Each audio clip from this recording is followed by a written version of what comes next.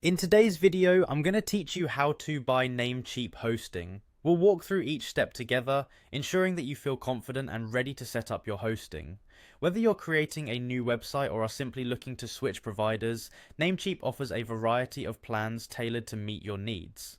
Let's get started by opening your web browser and visiting namecheap.com. This is your hub for all things hosting and domain related. Once you're on the site, you'll want to log in using your existing credentials. If you don't have an account yet, you'll need to create one, but for those returning, just enter your username and password.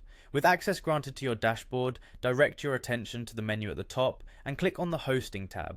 This will display a range of hosting services that Namecheap provides. Take your time here to familiarize yourself with the different packages available. Choose the service and package that best aligns with your goals and needs. Alongside the type of package, you'll need to decide on your billing cycle. Options typically include monthly or yearly terms, and you'll also need to select the data center location. You have choices between US, UK, EU, or SG. Once you've made these decisions, click on Get Started. After choosing your plan, you'll be redirected to a crucial step: domain name connection. Here you can connect an existing domain name, whether it's with Namecheap or another provider, or you can opt to register a new one.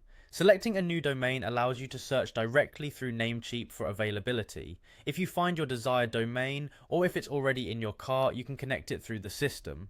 Moving forward, if you select the new purchase option, you'll handle the domain selection on a single page.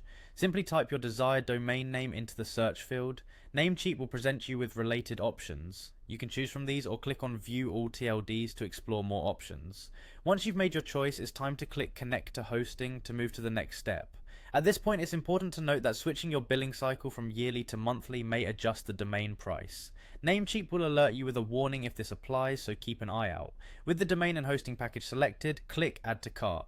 You'll then review your order details on the next page, and if you have a coupon, now's the time to use it before clicking Confirm Order to proceed.